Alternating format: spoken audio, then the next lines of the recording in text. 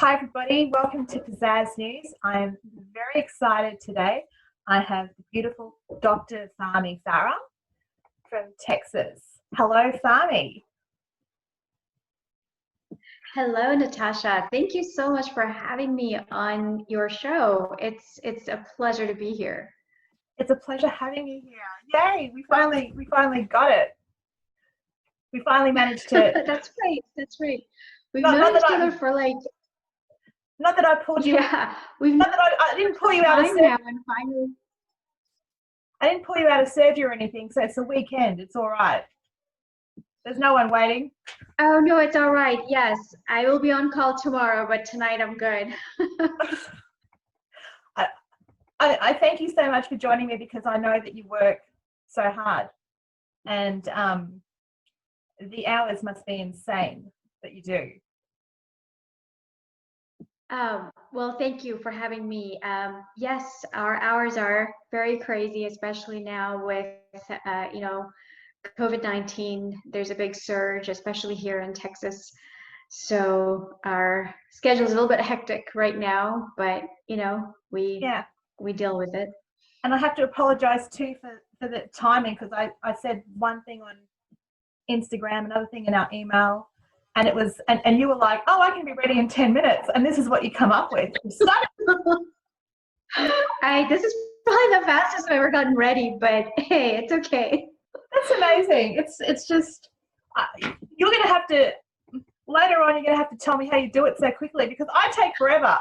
I take so long, Fahmi. It's like it's like timing is so important for me, because it's like, okay, I've got all these accessories, and this one will go with this one, and this outfit with that outfit, and I might do a change before I actually start.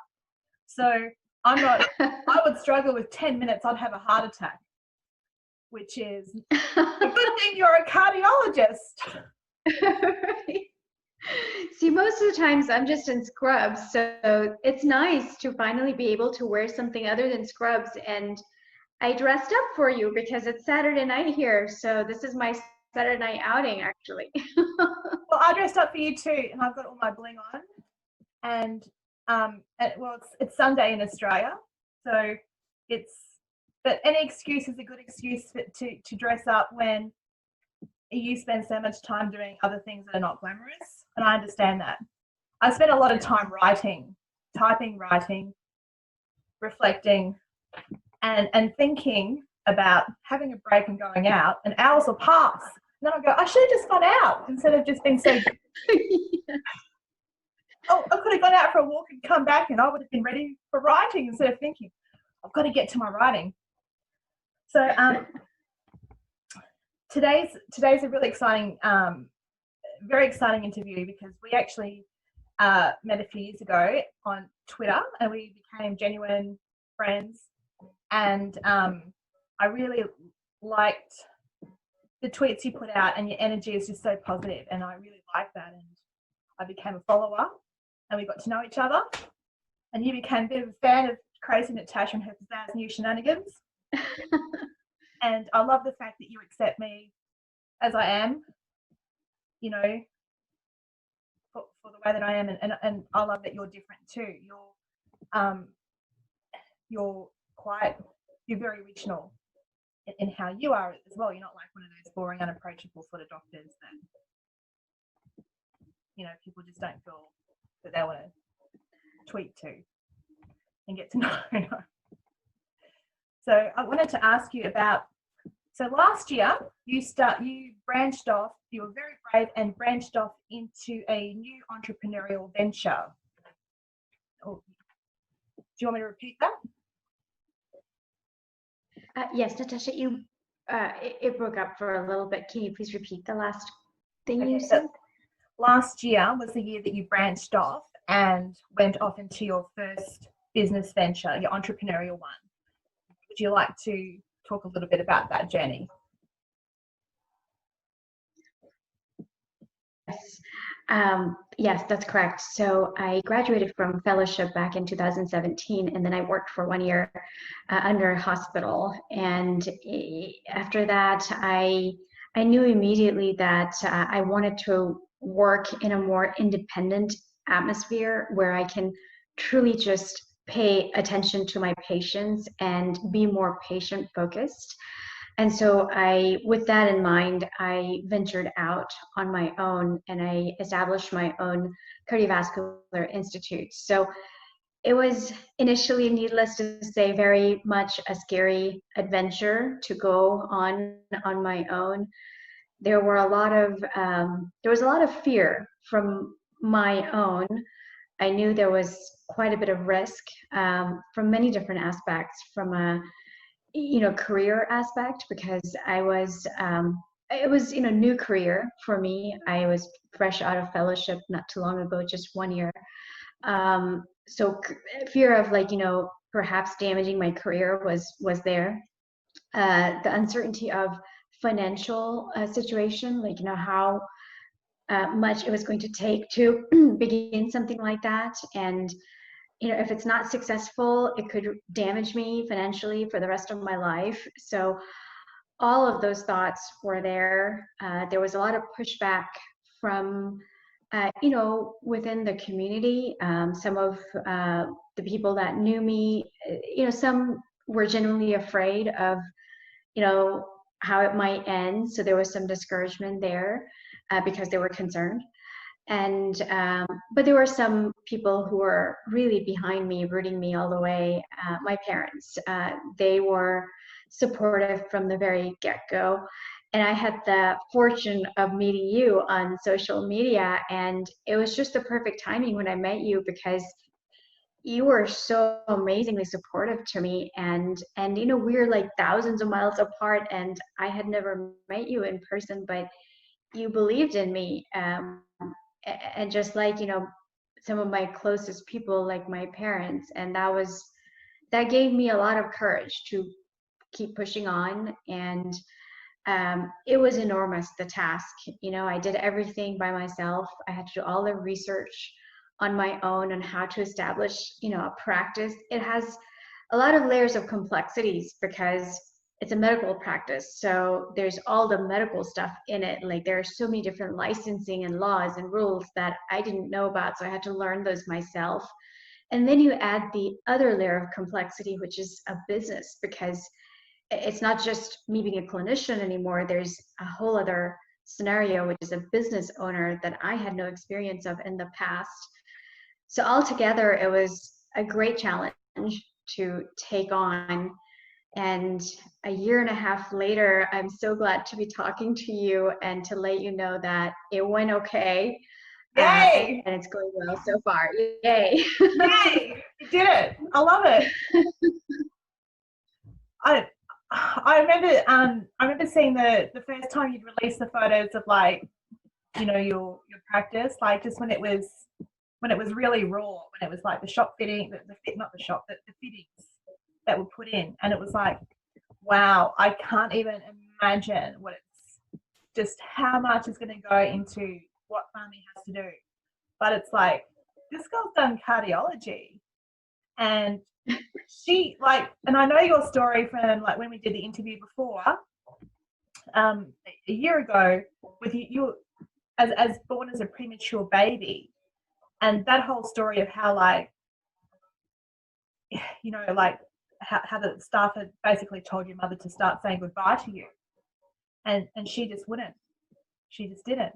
She fought for you, and it's like you've just had this fighting spirit in you ever since you took your first breath, pretty much. And I thought, girl that's gone through that, and then the crap of medical school, which would be similar to law school. They're not exactly the most embracing. They don't exactly pat you on the back and hold your hand through it. It's like sink or swim. Right. In fact, they'll drown you a bit. It's like, oh, we're going to drown you, and just to see what it's like, because that's exactly. Yes. It's like, wait a minute. Oh, hang on a minute. I have to know a few things before you do that. It's like, well, this is how you're going to learn. And for you to have just gone through all that, it's to me, it makes sense to me why someone like you would just take ownership and leadership for her life and decide to go into business for yourself. And I just think that it's just intelligent, and and a truthful thing for you to do, you know. And Thank you. So now that you're like a leader, you've got your own practice going, do you also you also find time to do education and to help women, particularly like women's health? I don't know if I've told you this, but Yes. yeah, I've actually I've got a high blood pressure now, Fahmi. Okay, so it's actually I've just been diagnosed not so long ago. Yes, you told me that. Yeah, and I think like I'm because I'm not a medical person like you. I've not studied it. I'm not. I don't have anywhere near your knowledge. I just realised that I thought that, oh, maybe I can just combat this by drinking teas and, you know, and deep breathing. And that didn't work for me. So I'm just wondering if you come across people like me in real life, in your practice, like me who don't want to be put on medication and who try to do it themselves and then it just doesn't work. What's that like for you as a doctor, dealing with that, someone like me? Yes. I actually come across with that scenario quite often, almost every day, multiple times. Lifestyle modification is definitely important for all risk factor modification within cardiovascular disease system. Hypertension, high blood pressure definitely is one of them. With or without medication, lifestyle changes are extremely important. And when I say lifestyle changes, I'm talking about, heart healthy diet and exercise. So that's for people who can maintain a good diet, heart healthy diet, which is low sodium. They can decrease by several points their blood pressure. Same thing with exercise.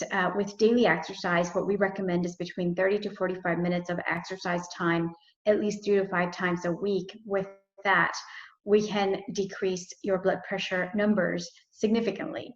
And if that doesn't work, for someone like you who is newly diagnosed with high blood pressure, and if it's not too elevated, the blood pressure is just like, in the borderline range or slightly elevated, then, I don't mind trying the lifestyle changes first, because a lot of times it works. And especially in the young patient population who are reluctant to take medications because it's not fun to take medicine every day.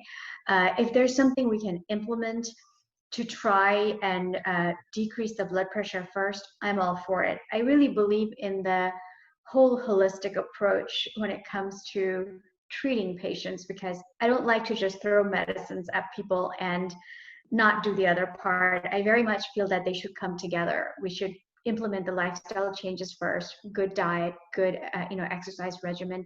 And then there's another component, which is stress, especially in women. I feel that women are subjected to a lot of stress in the modern society because, you have the stressors at home of your personal situations that's going on that you have to mitigate, that you're responsible for.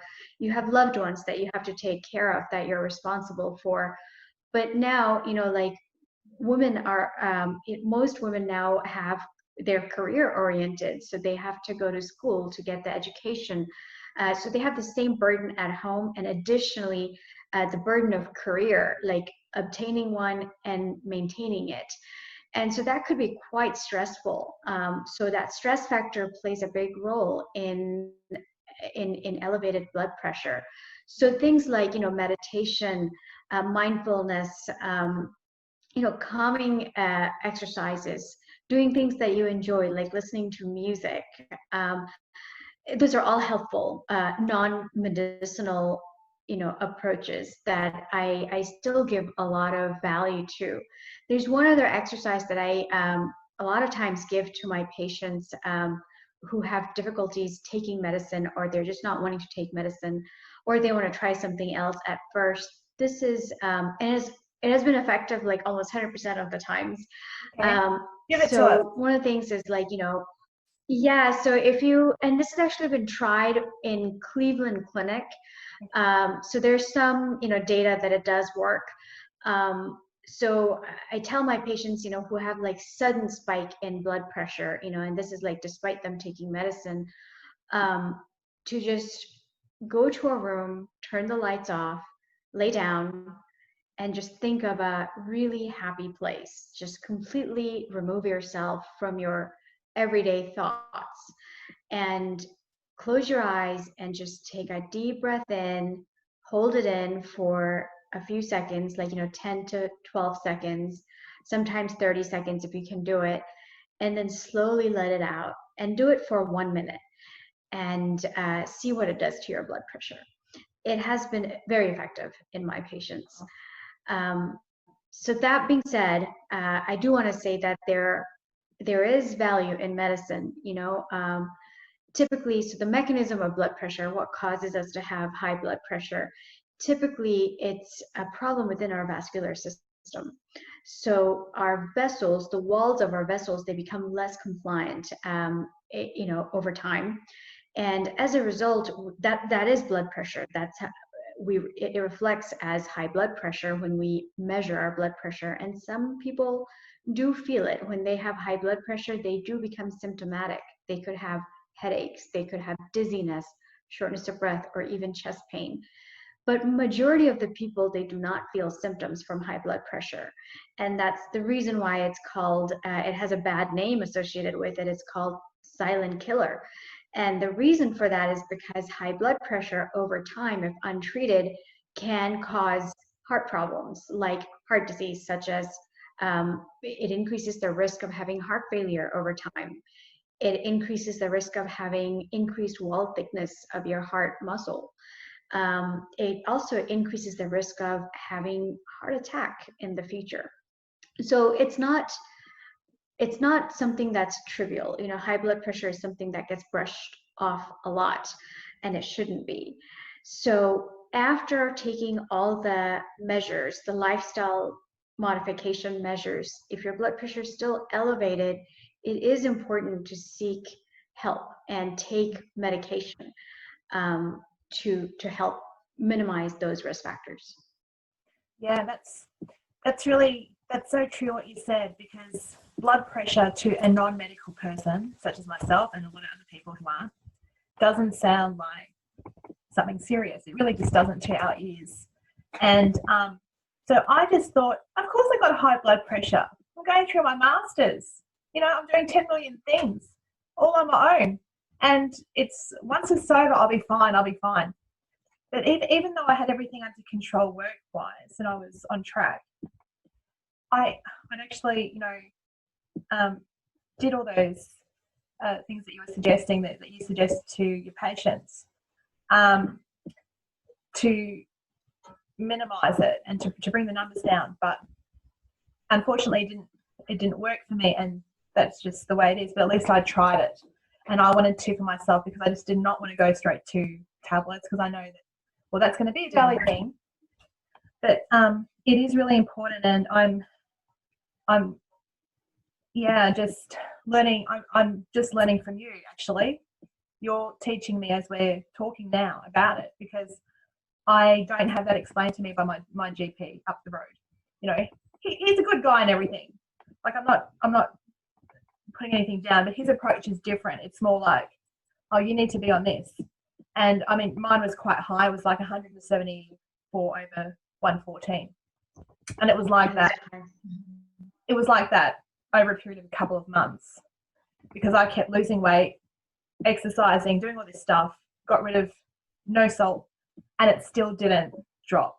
So all the things, I was kind of, I remember crying, because I was like, but I shouldn't be, but it is what it is. And he started me on like 4 milligrams, and I went back, and he just wanted to see how I was going with that before he increased it.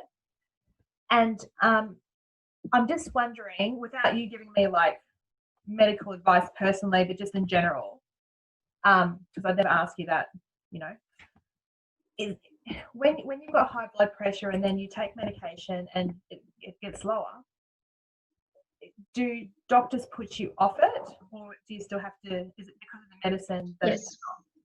Oh, really?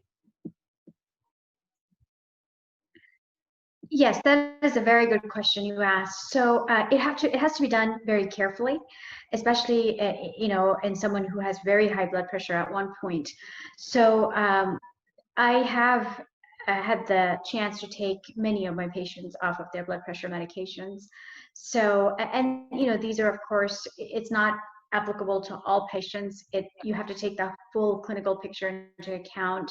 Yeah. If they don't have anything else, any other reason to be on these medications, and it's simply for blood pressure reasons, and with lifestyle changes and with initial medication, once we bring it down, a lot of times if their blood pressure is staying in the lower range, I slowly start weaning them off of it. Like, I'll cut down their dose and see how they do. And I monitor it, because blood pressure is something that's not always remaining the same, right? It fluctuates.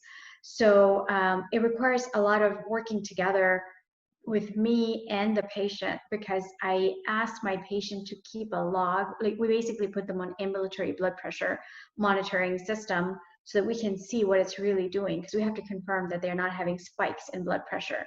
So once that's confirmed, and it is possible to take somebody off of blood pressure medicine and keep them off as long as their blood pressure is remaining normal. Mm-hmm. I love that. That gives me kind of hope, because I did not know that. Yes.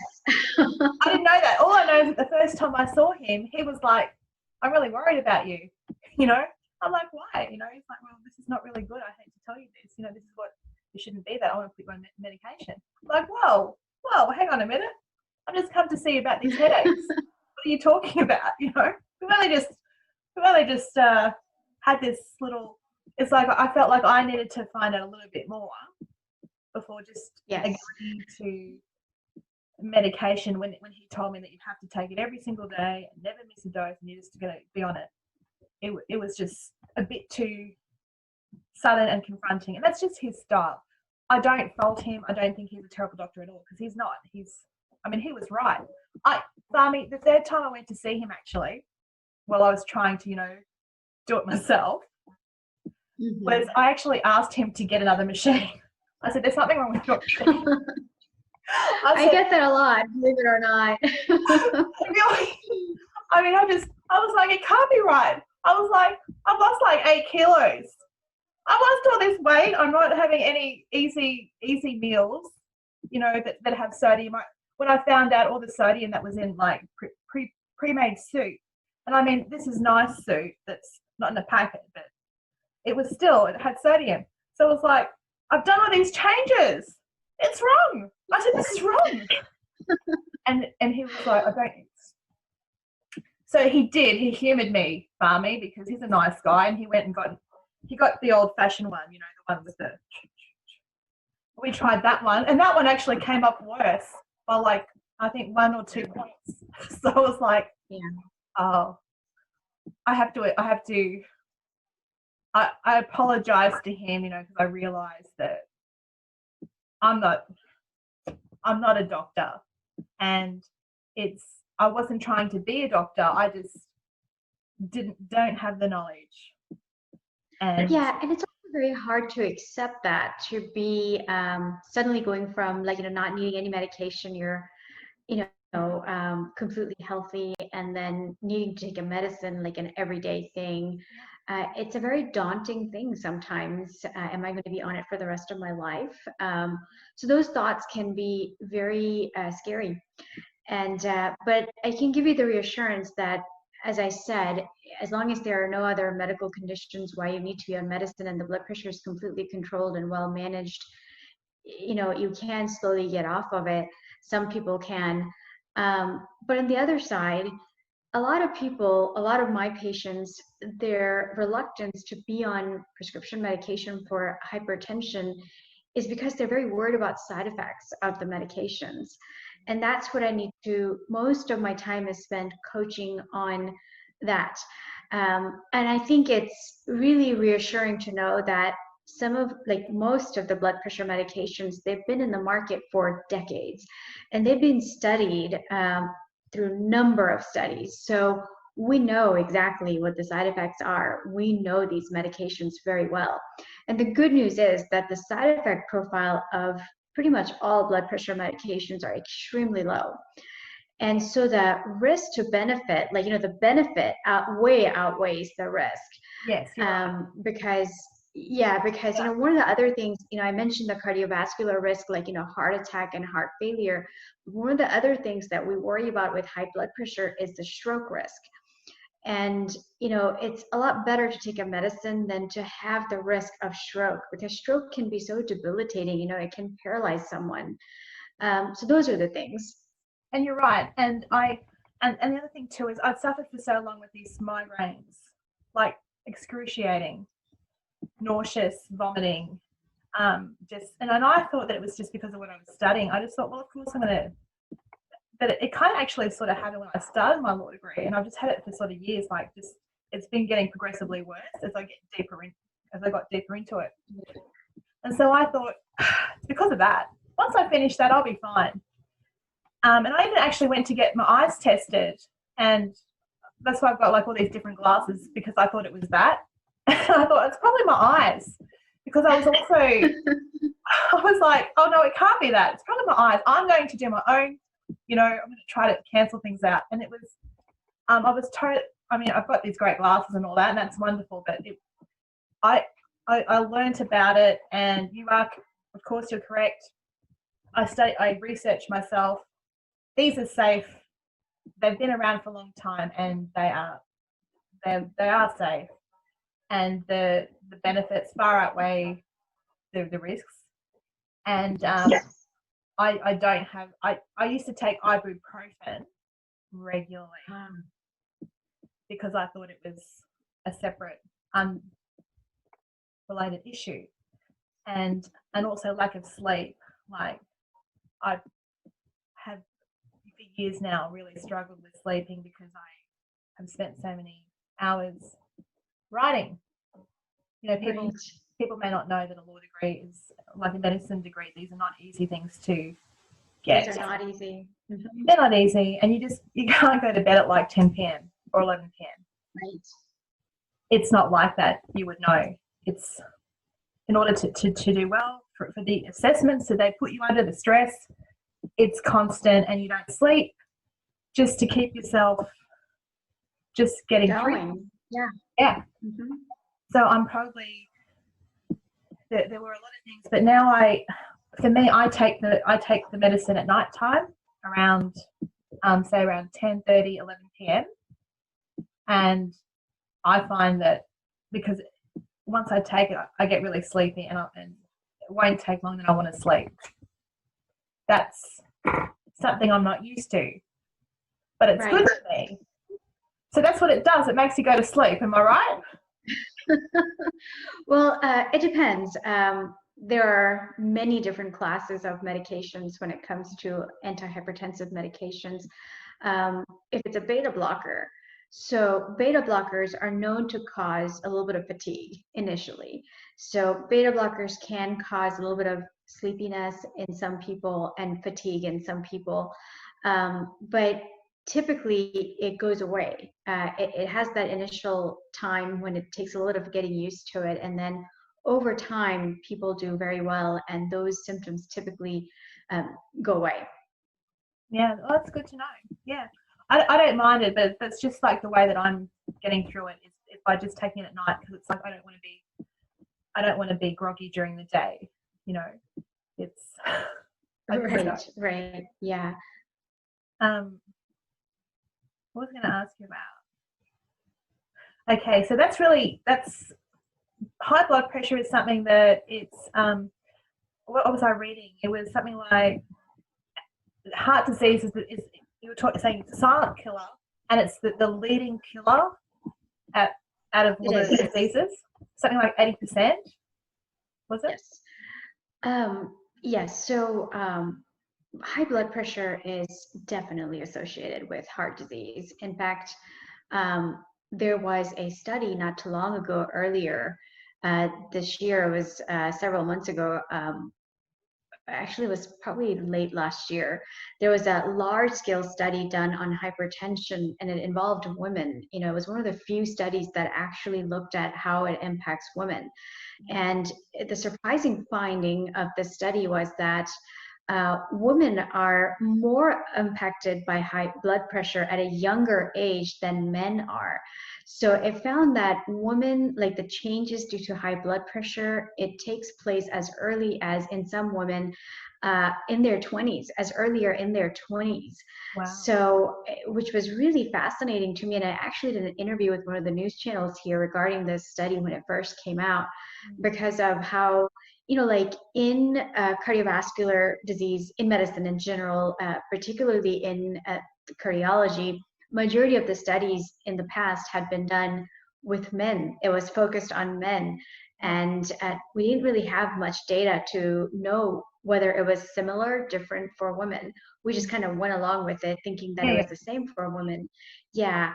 And so this new study was really in light, like, you know, it gave us a lot of, it revealed the idea that it's not necessarily the same. And also it you know, like that notion so far has been that heart disease is more of a men's disease, you know. So men got a lot of focus over the last few decades in dealing with this. And so hopefully we now know that we need to allocate a lot more resources into studying women particularly and specifically to know how they're impacted so that we can target them. But yes, high blood pressure is one of the leading causes of heart disease in both men and women. And we know now that it starts to affect women at a much younger age than previously thought. Interesting. And I think had I gone to a doctor and about the migraines earlier, I probably would have been on medication earlier. So I'm very lucky that the big guy in the sky, or woman, or whatever entity one wants to believe in, kind of, you know, let me just keep on going, because I mean when I read about the numbers, and it was like, wow, I am in a very high. No wonder he was really shocked and wanted to put me on something, because it is a very high number. And even I think 140 has become a high number. And now they're saying 130 is the ideal. Am I right? Mm-hmm. Yeah, 130. Yes. That's correct. So the new guidelines actually lowered what is normal. So now 120s are considered normal. Anything above that, like even 130s, is considered a little bit on the higher side. Yeah, but it's better to be safe than sorry, because these are indicators. These are real indicators. These are flags of what's going on with the heart. And to not listen to them like I did, I feel like such an idiot. But it's like, well, I've learned something, and I mean, we all do things that we shouldn't, and eat things that we shouldn't, and we all do. Yes, the important thing is that you are taking medicine, and you're going to be okay. Yeah, I'm going to be okay, and if I'm not okay, you know, it's what it's meant to be. I'll go to heaven. I'll have a great time. You know, join my mum. That's really great that you're so knowledgeable about this, and that you found time to talk about this study, the research that was done in 2019. And I did see you on TV, the talk that you did about that particular study. So it was quite interesting. And at the time, I didn't think that I just thought, oh, it's a thing for women, but I didn't put myself as that could be me. And it was me a few months later. So serendipity and synchronicity, whatever. It's like, wow, it's me. I was like, oh, it can't be. Okay, let's not put me on anything. Let me just research this a bit more. Right. And you know, like you and I, we have such demanding professions where we are so used to taking care of others that we forget about us. We forget that we too are being subjected to all these, we're exposed to all these risk factors, and we do need to allow ourselves to have that time to take care of ourselves. And we forget that quite often. I'm guilty of that. How's your blood pressure? Fahmi, how's your blood pressure? My blood pressure usually is on the lower side, so it stays in the low 100s. Oh, wow. But I think that's genetic. Like my mom and dad both, they told me like growing up, they both had their blood pressure always has been low, and suddenly one day it was just high and it never went down. They needed to be on medicine. So I think my time's coming. Do you think it's diet? Do you think it's a diet's a big thing? I think it's certainly diet related. I'm going to ask I'm going to ask you to share your diet if you don't mind. Like, sure. So I like eating healthy. I think it's more of a cultural thing too. Like, in my culture, like we prepare food. It's not like, we don't eat as much processed food. Everything is fresh. So I kind of grew up with that from my home, seeing my mom preparing food from scratch. So I genuinely just naturally lean towards non-processed food, just like buying everything fresh. If it's protein like fish or chicken, is my go-to is fish and chicken. And for vegetables, like I eat a lot of vegetables too. Everything is raw and it's prepared at home. So I think that does help when you're eliminating a lot of the processed food. Maybe afterwards, whenever you've got time, maybe if you could do like a little menu thing and I can like share it, or you can write it. Absolutely. I love to share it because that's what I tend to think. I think whoever's doing something better than I'm doing, I'm going to listen to them. It might work, but I'm not going to lose anything. I had no idea when I was buying all these beautiful soups with vegetable chicken soups that were the pre-made ones that are it's like right. I didn't know that they were adding sodium, lots of sodium. I did not know that, and it's like, oh God. I mean, I could have been like, I learned a lot, and you live, you learn, and it may not even be that. It could be so many things. That's the thing about blood pressure that my own personal reading is it can be so many things that cause it. It can be so many things, yes. And you pointed out a lot of them, like lack of sleep. Sleep is a big deal for your heart health and for your blood pressure. So, in my profession, I have a very hectic job. I'm on call a lot. There are times when I don't get much sleep. And that's not good. That's something I'm actively working on, to go to bed on time on days when I can and get, like 8 hours of sleep a night, which is good. It adds up. And I've spent so many years with really bad sleep, like over it, especially when I was, younger years, going night clubbing and having a great nightlife. I've probably missed years of sleep. But I mean, now I'm older, I can't do that. But it's like I force myself to. But now that, and this is another thing that's also made me think about like the legal profession, is that I'm becoming a lot more conscious about finding work that is purposeful and that isn't going to destroy my health, my physical health, my mental health. It's, to me, that's all my priority is, and it didn't used to be that way when I started, but I've just come to realize that there's no point getting to, and like all the lawyers that I know, they're all stressed. I don't know any in real life, like maybe on social media or whatever, they might say that, oh, they're happy lawyers, they're ecstatic, they're blissful, but I know the ones that I know, none of them have a healthy work-life balance. It just doesn't work that way because people have court, and you could have someone who needs documents prepared, and if it takes you till 4 a.m. in the morning and you've got to get somewhere at 6, you've just got to do it, because you can't just show up and say, I couldn't prepare it.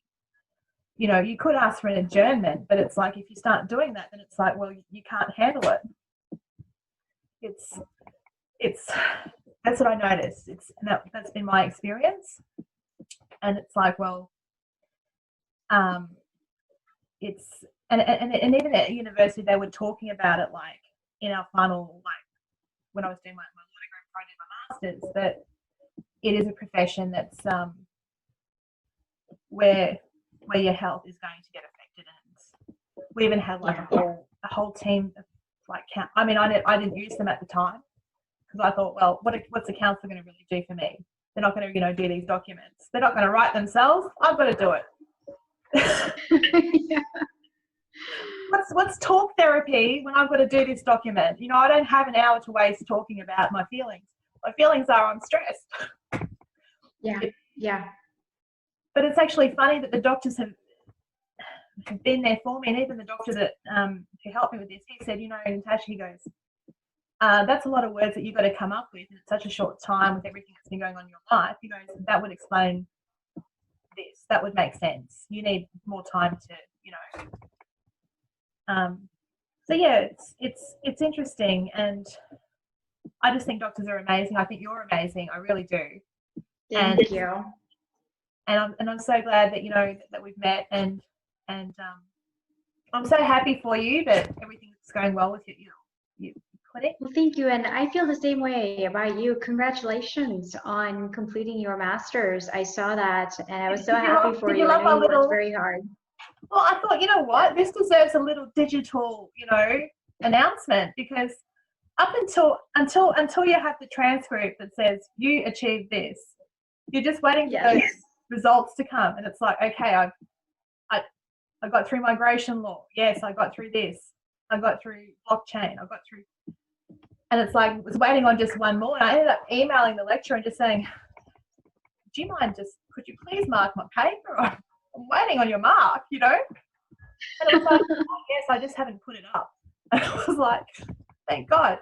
And then it's like, put it up, so it's official. And then it's like, so they do what they need to do and just give me the, you know, transcript. It's like, there's your $15. Can I have my transcript, please? Yes.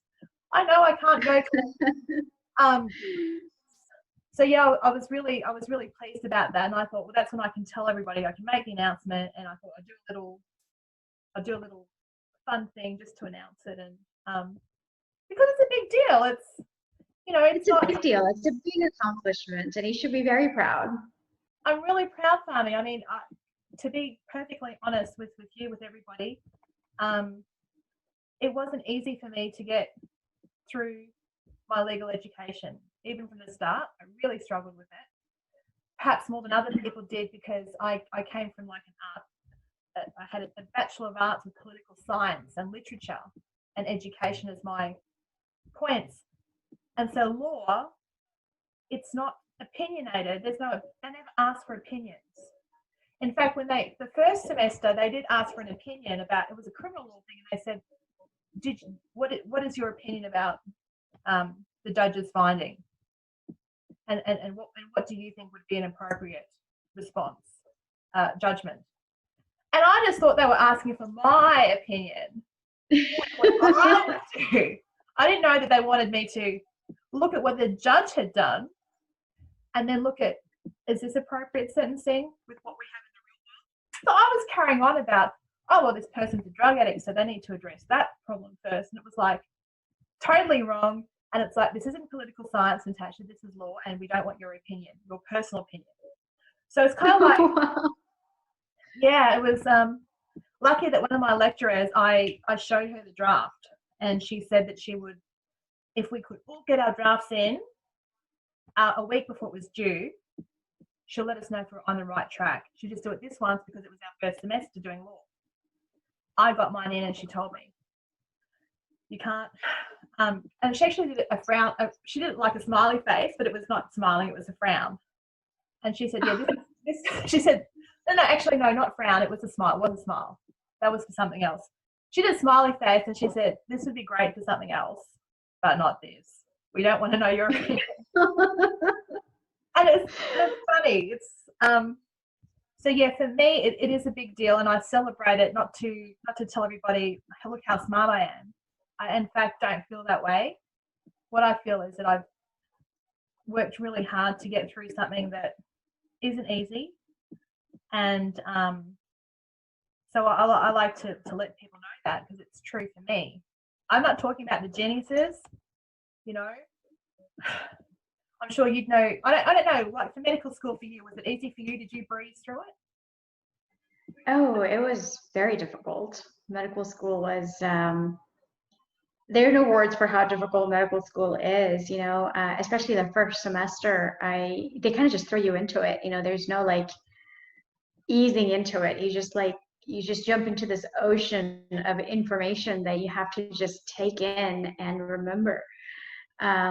On top of that, it was such a new experience, like nothing like that before. And you have to deal with emotional side of it, you know, like you're seeing like the clinical part of it and how it's affecting real life people. And that's the first time ever I came across that, you know, and most people do, is when they go to medical school, is when they really get into that. And without having that experience before, it's a lot to take in. So it's a lot of getting used to. I remember my first day of medical school. You know, I always had fear of dead bodies before I became a doctor, before I went to medical school. I think it's probably because I heard a lot of horror stories. Like, you know, growing up, my grandma used to tell me all these scary stories, and I used to enjoy them as a kid, but it terrified me into adulthood. So I remember my first day of medical school, I was absolutely terrified because you start gross anatomy on the very first day of medical school. So I was just like mortified with the thought that, oh my God, I'm going to have to go and work on a cadaver, which is a dead body. And so sure enough, like there were 140 of us in our class, and the anatomy lab is like this huge hall with a lot of dead bodies. And they introduced all 140 of us into that lab at once. Oh my So God. it's like the secure double doors, they just opened and there we were. As soon as it opened, it's like a room full of just cadavers that are waiting for us. And Wow. so I'll never forget that day. It was quite daunting. That's so And I surreal. remember it was very much so. It's like in a scary movie almost, to take it all in on that first day. And typically I had heard that at least one person faints on the first day of anatomy, you know, gross anatomy, just because it's so much to, you know, Oh, overcome. gross, GROSS. And, huh? Did you say it's called gross anatomy? Yeah, gross anatomy. Yeah. Wow, what a name. I know, what a name. Of all the names they could pick. Yeah, they call it gross anatomy. Yeah. Yeah, usually like historically. That they gave that to you on Yeah. the first day as a medical student. On the first day, they just throw you in there. And historically, I had heard that one person faints, at least one person just like passes out. Yeah. And going into it, I thought that was going to be for sure me. I'm like, oh my God, that's going to be me. And thankfully it wasn't, but it was somebody else though. It was one of our friends had fainted on the first day of anatomy lab. So it was a great experience. And you know, by the end of it, I completely forgot about my fear of dead bodies. Like it didn't, like, you know, I didn't have fear associated with anymore. It was other types of emotions, you know, like a lot of respect for the cadaver, for there's this bond, a special bond that you create. I had with my cadaver that I worked with for like, you know, several months. And by the end of it, there was just this deep respect and love that you grow for their contribution to the education and science. Amazing. My first experience with dead body was with my mother. So I naturally actually wanted to be with her dead body. I wanted to dress her and wash her and do her hair and her makeup. And it's something that I just organically just wanted to do.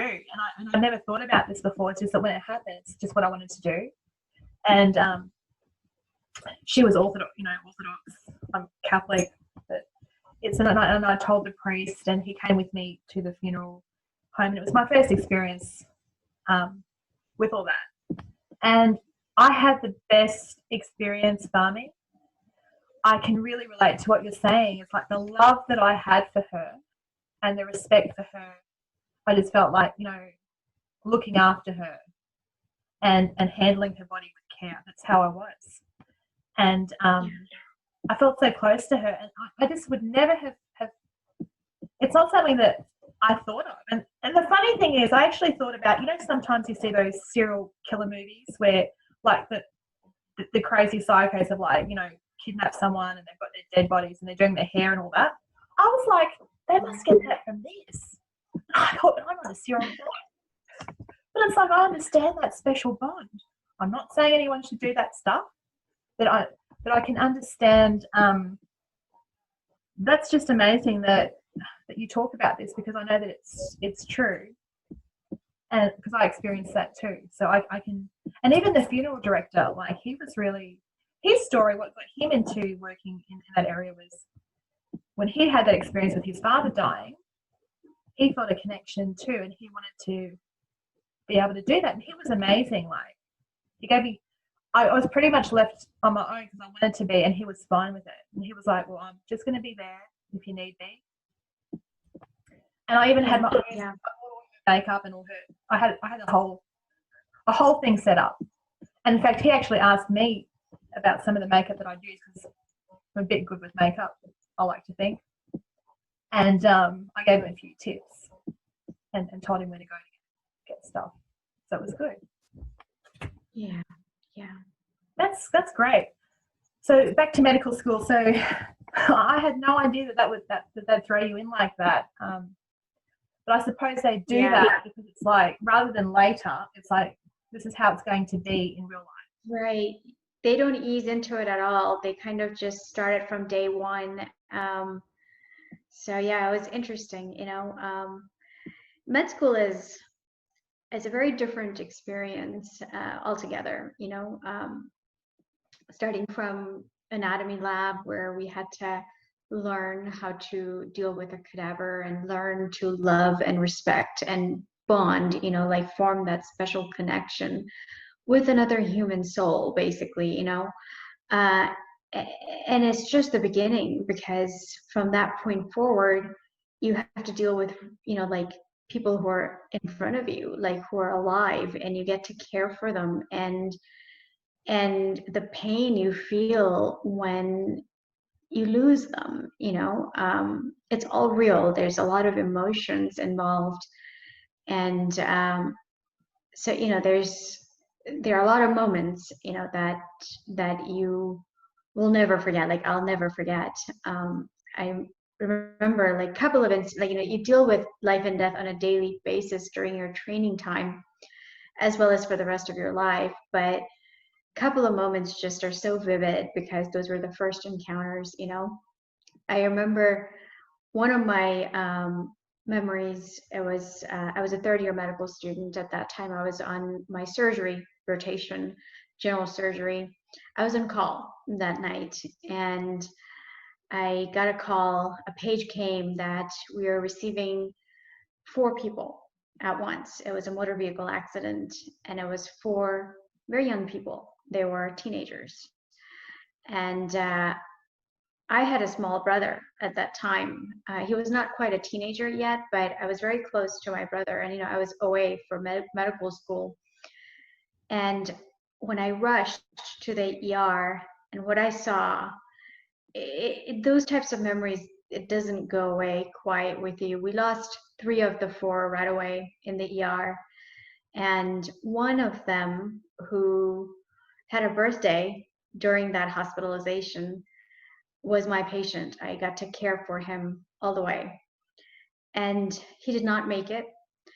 It was a very, very emotional moment for me, because it was more than just a patient bond, patient-physician bond. It was, at so many different levels. It was a very emotional experience.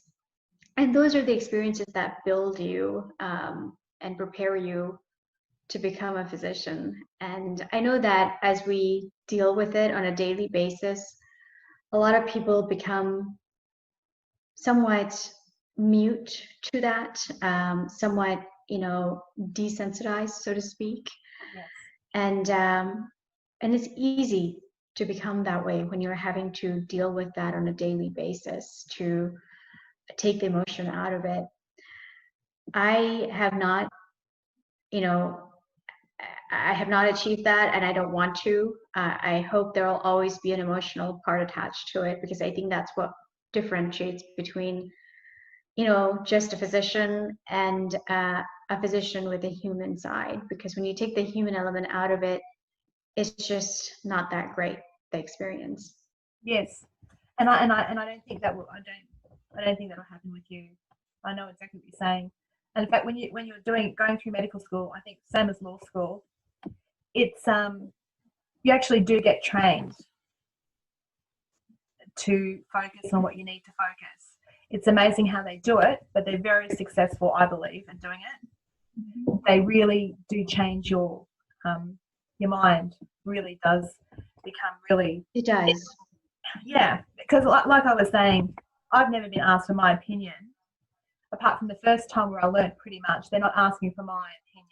They're asking for my opinion, what the judge is saying, because that's all they're interested in. Like medicine, they're only interested in what is your opinion about a certain drug or a certain treatment.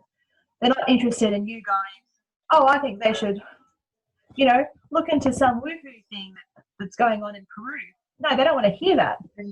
It's and so it's all these things that we learn, how it is they want us to learn, and in actual fact, I believe that we are capable of doing that.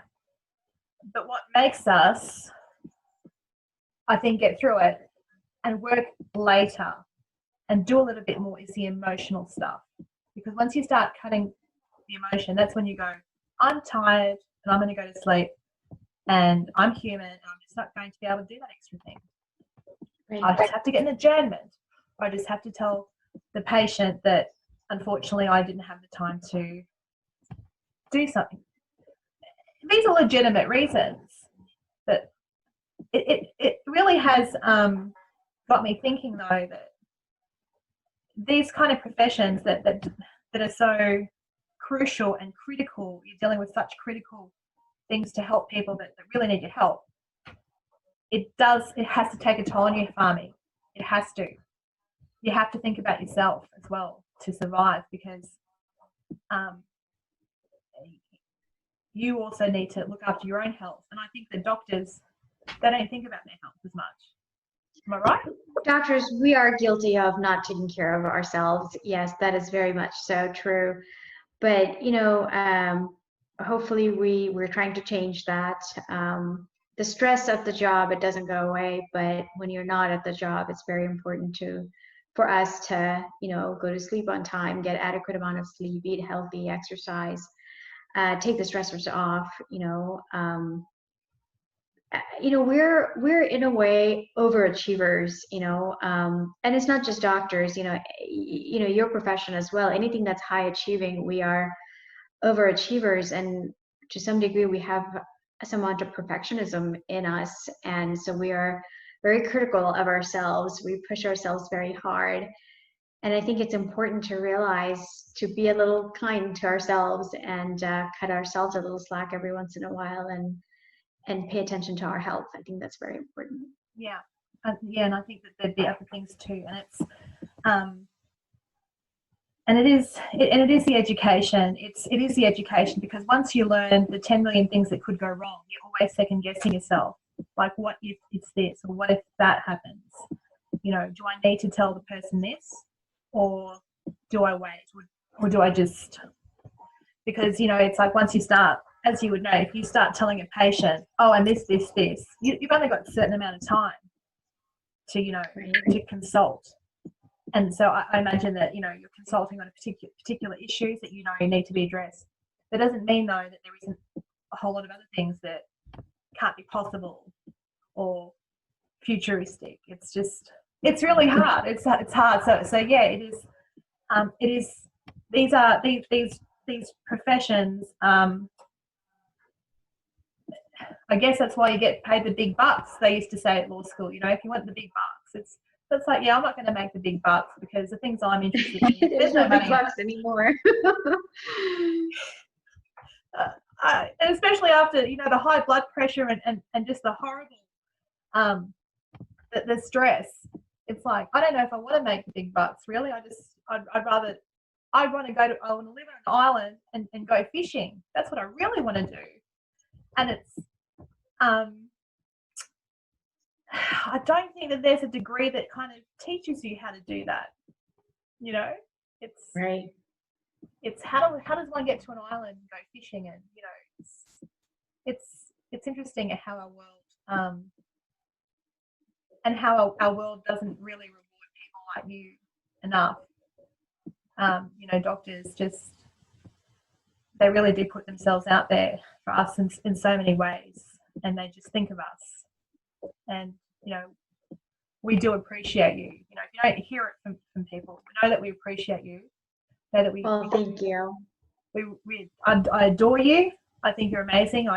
I'm so honoured to know you, and you know, you're such a wonderful person. And thank you, Natasha. And I feel the same way about you. You've been wonderful and so supportive. So thank you. You're welcome. So just to wrap this up, I thought maybe I asked you this before we started this, if it was okay with you, and you said it would be okay with you. I just wanted you to introduce something that we're going to be doing next time we do a Zoom meeting. Yes, thank you. So wanted to introduce to you about Global Health Alliance Foundation. It is a foundation that is geared towards, you know, global health in general. That's the focus. Dr. Rajay Narain and we are the founding directors of this organization. There are several different platforms, key things that we focus on. One of the biggest is, of course, global health. One of the things that we have been focusing on for the last several months is COVID-19, because of the impact it has had at a global level. We've done a lot of education and awareness seminars regarding COVID-19. Some of the other things that the organization is focused on is raising awareness in general for health, education and training and skill building for, you know, one of the examples I'll give you is first aid, doing CPR and things like that. The organization has done a lot of work in training people, and in turn it has saved thousands of lives, and it was done in India, this project. It was very successful. One of the other platforms is women empowerment, which I'm really big on. And women empowerment is a broad term, but underneath it, a lot of things are under this umbrella. So women empowerment, one is for women who don't have access to resources, like, you know, in shelters, for instance, women who don't have the background, who never received skills, you know, to be independent, who lack tremendous amount of resources, and that's what's keeping them where they are. So one of the goals is educating women and providing them with a necessary skill set to bring them to independence and out of their current situation. That's one of the things we're working on right now. But, you know, women empowerment doesn't just end there. It's a big umbrella that affects literally every woman in every capacity. Even I'm talking about professional women like you and I, the hurdles that we had to overcome or go through on a daily basis to achieve what we were set out to achieve. But it didn't end there. It's an ongoing process. It's something we have to deal with on an everyday basis. Then we talk about leadership. You know, like our organization, we are very much focused on women leadership, training them, giving them the skill set, a lot about confidence. You know, like there are plenty of qualified women out there, but they're not necessarily getting the recognition that they deserve because they lack the confidence just because of the way the system has treated them. So we focus a lot on women empowerment in that way. One of our other focus is environment. Both Dr. Narain and I are very big advocates of, climate action and environment in general, because we believe that environment plays a big role in our health. At a global level, recently there was a study that came out. It was done actually from the medical community, and it showed that global health, global warming and climate change is the next biggest threat to health. We know that environment plays a role in heart disease. It's actually a big thing. It's not a small impact it has on heart disease. So we as cardiologists and other physicians should absolutely pay attention to that. So that's one of our platforms. So these are, and economic developments around the world. So it's very much a global platform where we feel strongly to help and get involved for health, global health, and all the other determinants that lead to better health. It's fantastic. Wow, I love the fact that you're taking on the globe. I love that. I'm a big believer in it. I'm a big believer in that. It's like if you want to take on the world, take it on. There's no point being small just to please other people. It's like you're going to go for it. And I love that. Right. Yeah. Thank you. One of my main reason for going into medicine was to help people, which I have the fortune of getting to do every day when I go to clinic or to the hospital to see my patients. But I'm a firm believer of that help doesn't have to be confined within the walls of the clinic or the hospital. There are so many other people outside of clinics and hospitals who we can benefit, and even if we can help one person, even if our initiative is able to make a difference in a small fraction of people, then I think it's worth it. And my partner, Dr. Narayan, feels very much the same way. So I was very fortunate to actually have met him. We think very much alike when it comes to the mission and the vision of this organization. So it's been great so far. That's fantastic. It's so good to have collaborations where things happen organically, and I feel the same way you do. Whenever I have a collaboration where it's all positive and both people are on the same wavelength, it's just such a blessing. It's like rather than having to feel that you have to go through friggin' writing a book to explain your point of view, it can just be understood, and you're on the same wavelength. And and I think what you're saying too, it's we can all help each other, in so many different ways. But it doesn't have to be major, it doesn't have to be big. It's just the idea of the more we try to see that we make the world better, and if each person does their little bit and just tries to be more conscientious about how they are affecting each other, it just and that's not to bind anyone to any kind of servitude or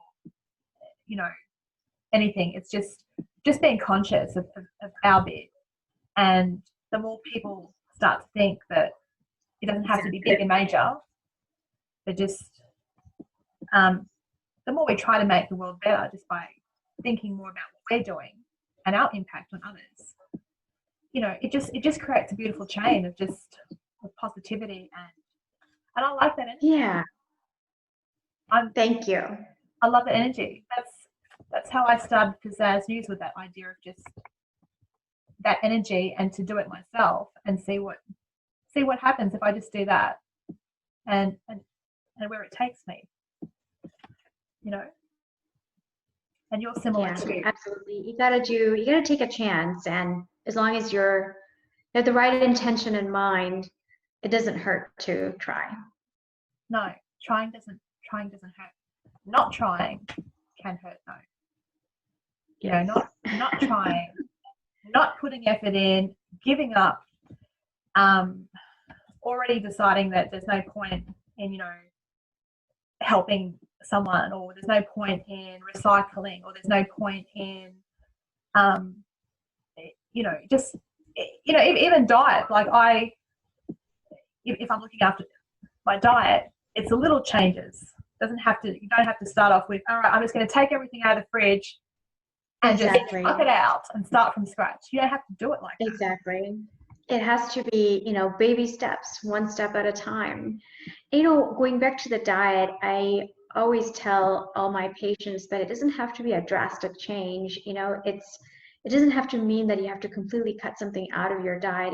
It's about the moderation, you know, it's all in moderation. Food is such a big part of our lives. You know, I love trying different things. I actually really enjoy traveling and trying different cuisines and stuff. So I love food, you know, so I can't possibly tell my patients to like, okay, you can never have a steak again, because I know how much they love their steak, you know. So it's all about the moderation, you know. What's your favorite food, Fahmi? What's your secret favorite food? My favorite food. I love so many things. It's hard to choose, but I'd have to say it'd be a seafood item. What's a couple of things that you like? Couple of things. Well, I love fish curry. My grandma's fish curry. That's probably going to be my favorite. And then, you know, I love sushi. Sushi is one of my absolute favorites. Like every time I go out, I tend to lean towards sushi. So I'm a big seafood fan. Those are probably my favorite ones. I do have a sweet tooth. I'm guilty of having a sweet tooth. So I do enjoy my desserts, but I try to portion, like, you know, control my portion and the frequency of it. So if it's done in moderation, I think we can still enjoy most things that we like to have and still have a healthy life. Yeah. What about you? What are some of your favorite food? I love seafood too, actually, and I'm a big sushi fan. I like my California rolls. They're the things that I get when I go to like a food court. I will go straight for either Japanese, Vietnamese, or I think there's like an Indonesian curry.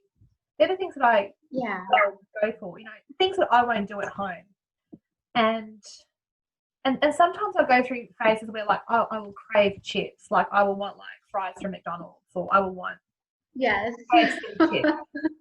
But unlike before, like, you know, where I would just, because I think you go through phases when you're younger, especially, you have your pizzas and your burgers, and you know, and it's the American, like in Australia, we do, our food has, America has, you know, kind of infiltrated our food system, but we're still quite healthier than, I guess, America.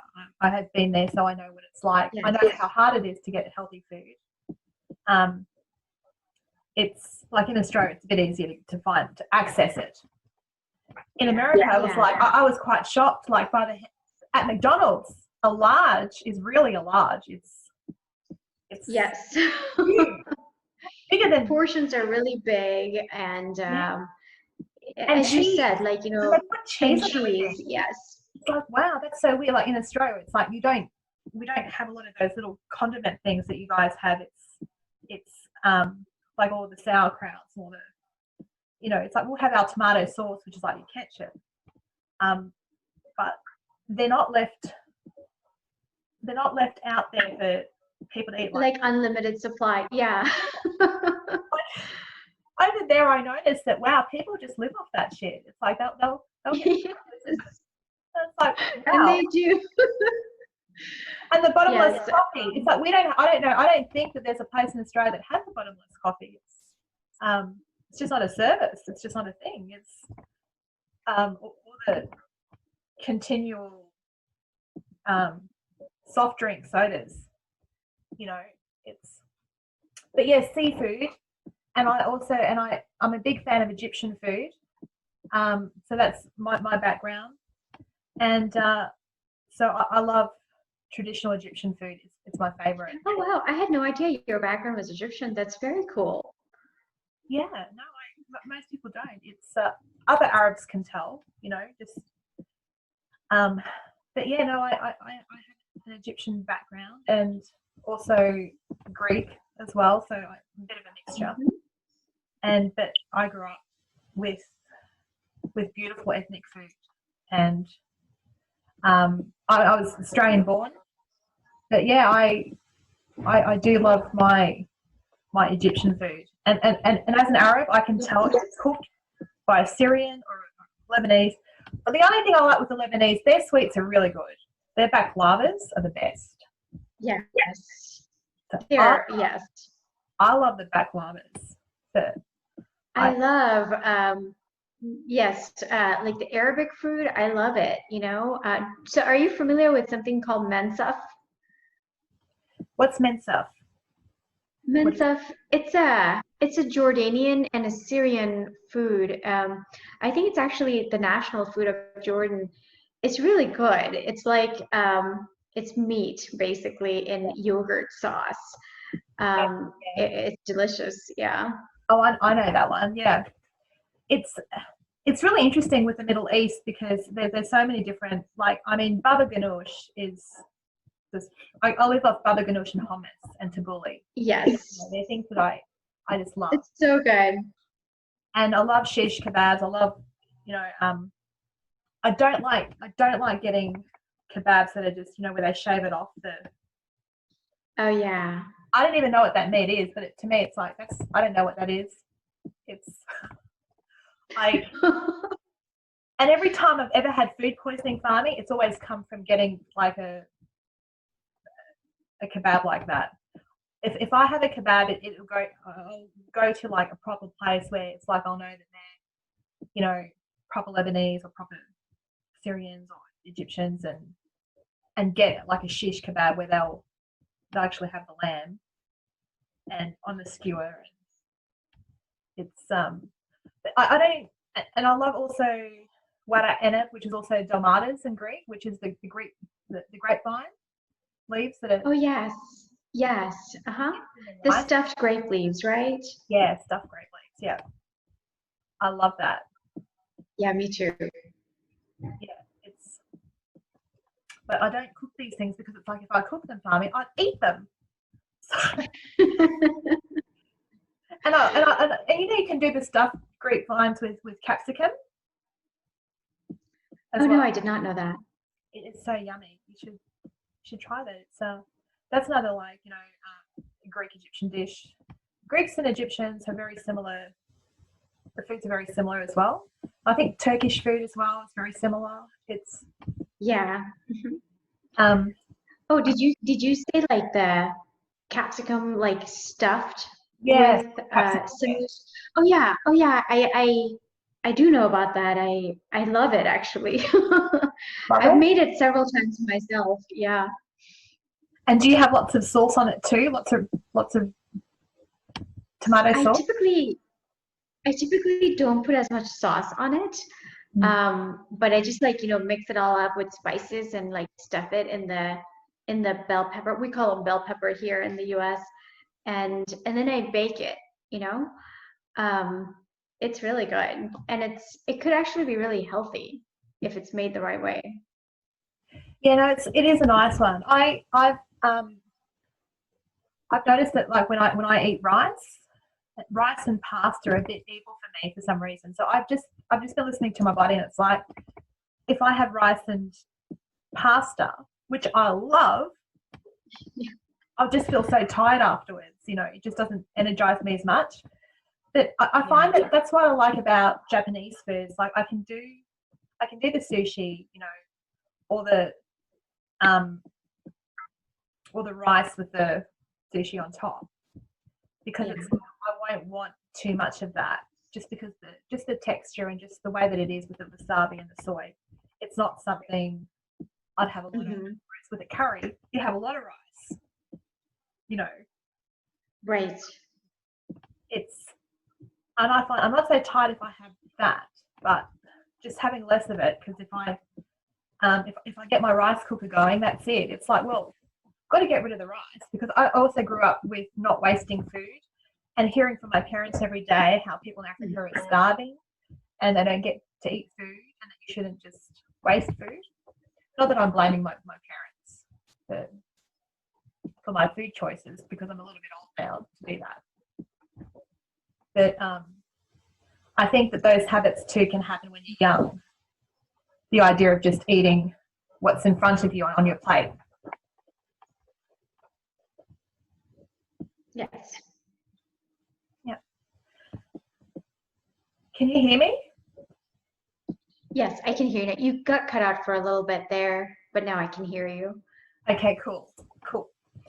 No, I was just saying that when you're younger, your parents I grew up with parents that would talk about starving Africans and to eat all your food. Oh.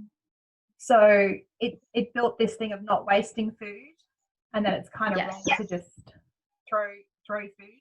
And I still believe in that. Absolutely. I try not to buy or cook too much, because I always feel that maybe it's just a guilt that I have that it is guilt, because I always kind of think that I shouldn't be doing that when there's other people that don't have food.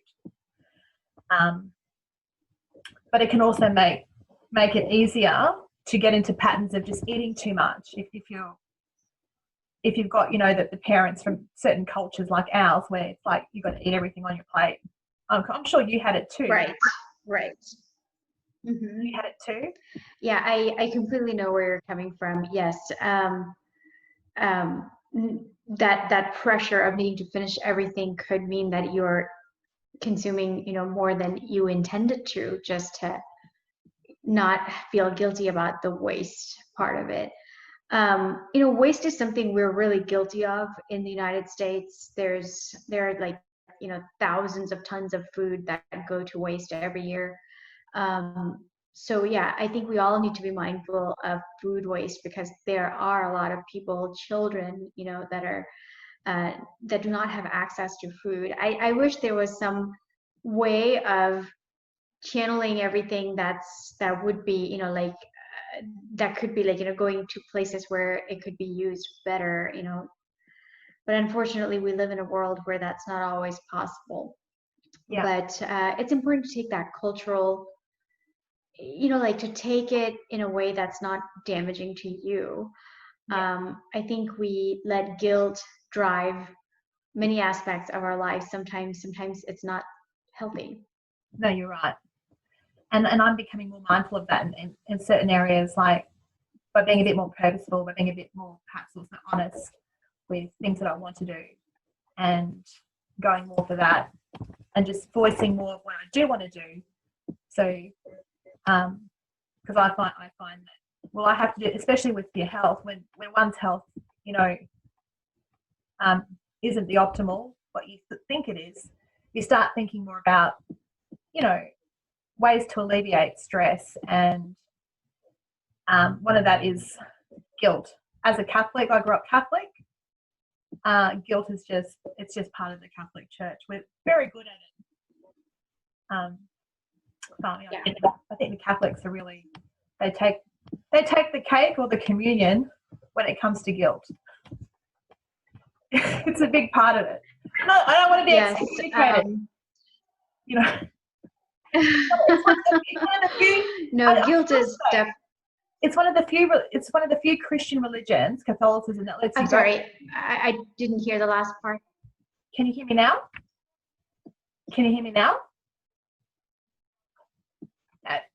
You hearing me? Natasha, you're cutting off.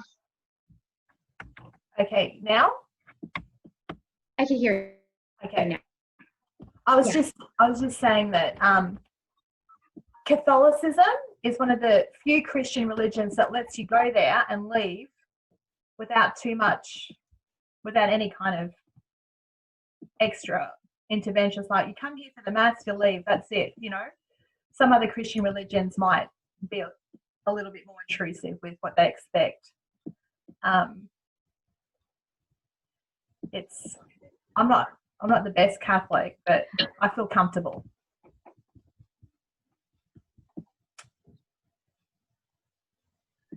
Yeah, I think it's not just Catholicism, actually. I think there are many other parts of the world, like where there are other religions, where guilt is there, like especially in more Orthodox societies.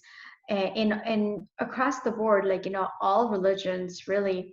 I'm going to talk about, like, you know, take Islam for instance. I'm actually Muslim, and so I know the guilt associated with a large part of your life, you know, that it tries to dictate. So it's not just any one religion necessarily.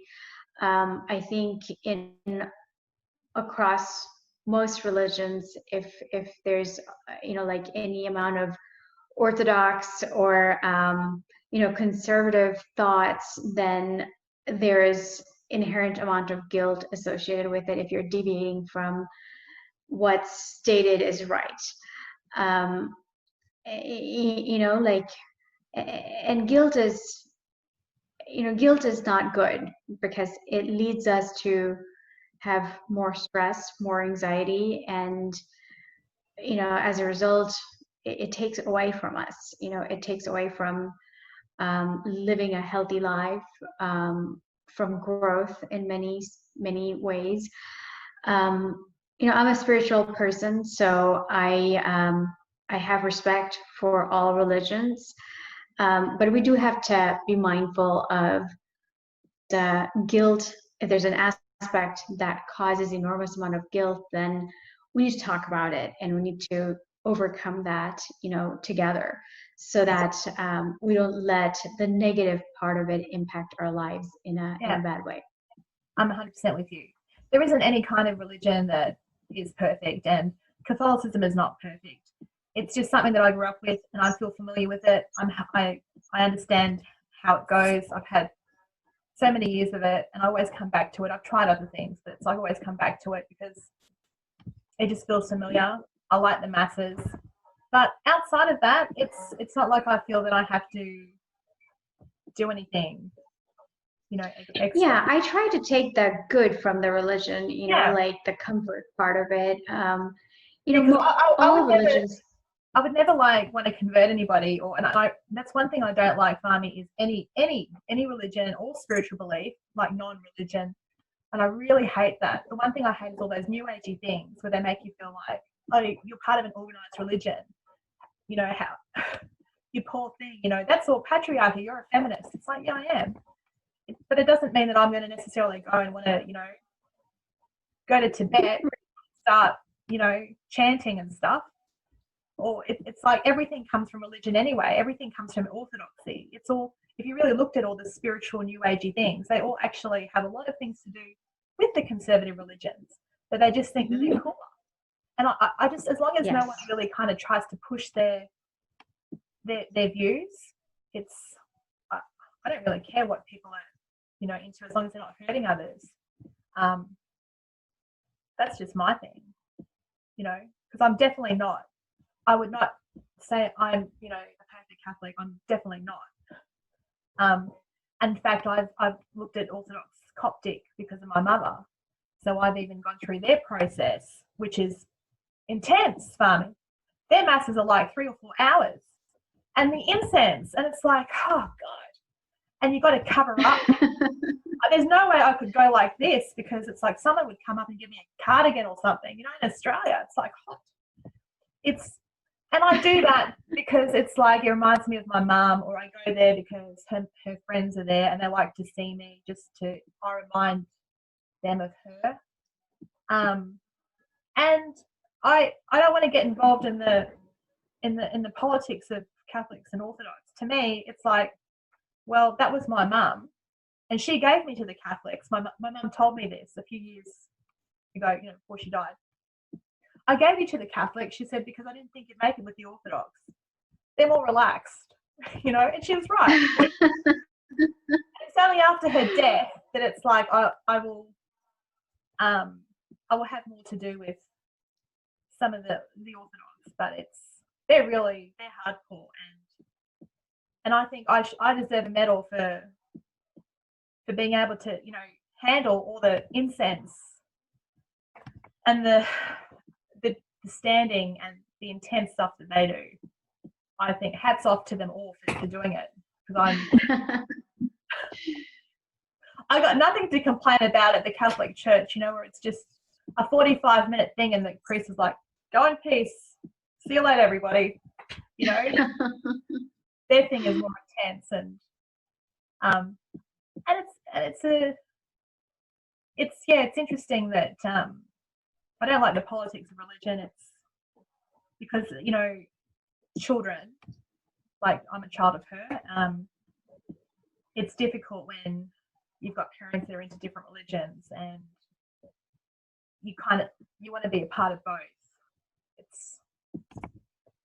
You just want to be able to do both without being an outcast. Or, you know, I just think that that's just not the way that it should be. Really, that the message shouldn't be like that. You know. Yeah. Yeah. Well, we've talked about so many things. It's been such a great interview, and it's we should close it because we could be here for hours, and I know it's late for you. And I thank you so much for opening up about so many things, Fahmi, and like opening your heart and thank you.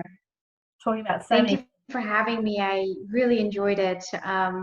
It was a great conversation. You know, time went by and I didn't even realize it because we were just having a great conversation.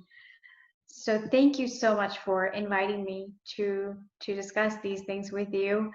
You've been a great support for me. You're amazing. So, you know, I look forward to doing many more. Me too.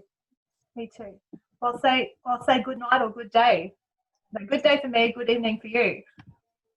Good evening for me, yes. Good evening. Good evening. It's party time. It's the time when the nightclub's going to shut down or something, isn't it? For me, it's still the afternoon. It's about, what is it? Still like 2:30 p.m. on a Sunday. Oh wow. Yeah. So oh wow. Can't really see the bright light out there. It's daytime. It's daytime. Oh yeah, I can see the outside. Yeah, it's bright. Yeah, yes. Right. So you got lots of brightness here. So I can't help but wave when I do Zoom because I just feel, you know, this is the right thing to do. Oh yes. I'll see you later. I'll see you later. Good night, Natasha. Well, good day to you, yeah, and good night from me. Good evening. Good evening. Good morning to you.